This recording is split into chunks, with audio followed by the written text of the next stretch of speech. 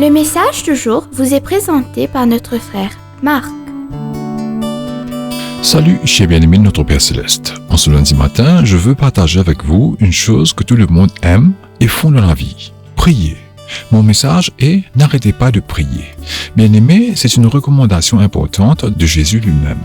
Et l'apôtre Paul y fait souvent référence. Très cher, j'aimerais ce matin citer Martin Luther, qui a dit « Être chrétien sans prière est aussi impossible que d'être vivant sans respirer ». J'aime cette approche. Bien-aimé, seul quelqu'un qui a connu l'épuisement, la douleur, la culpabilité et les attaques incessantes de Satan pouvait dire cela.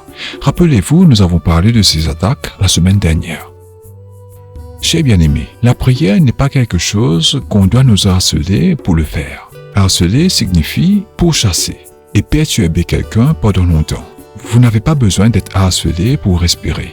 Ce n'est pas une exigence de performance. La prière est simplement l'oxygène de Dieu pour les poumons de notre foi. Considérez simplement cette recommandation de Paul dans 1 Thessaloniciens, chapitre 5, versets 16 à 18. Soyez toujours joyeux. Priez continuellement.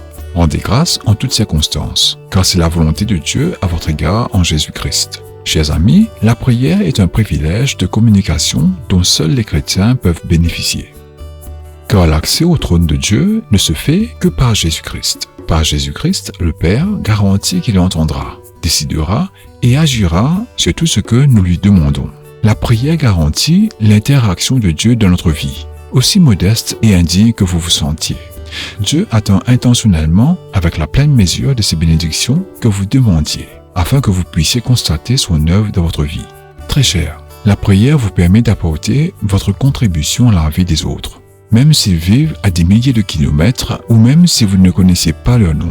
Elle démontre à Dieu que vous êtes fier de vous identifier comme son enfant. Désolé pour la longueur de la prière d'aujourd'hui. Très cher, qu'avez-vous en tête? Dites-le à Dieu. Priez maintenant. Ne vous arrêtez pas. Que Dieu vous bénisse tous. Profitez de votre journée en lui. Au revoir. Si toi aussi tu crois que la parole de Dieu est une bénédiction, partage-la et sois une source de bénédiction pour les autres toi aussi.